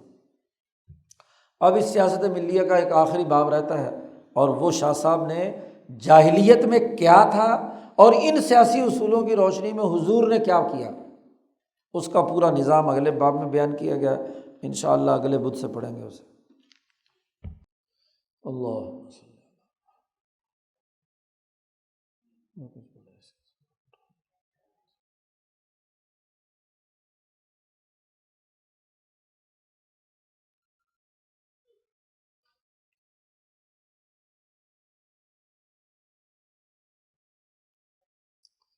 اجمعین۔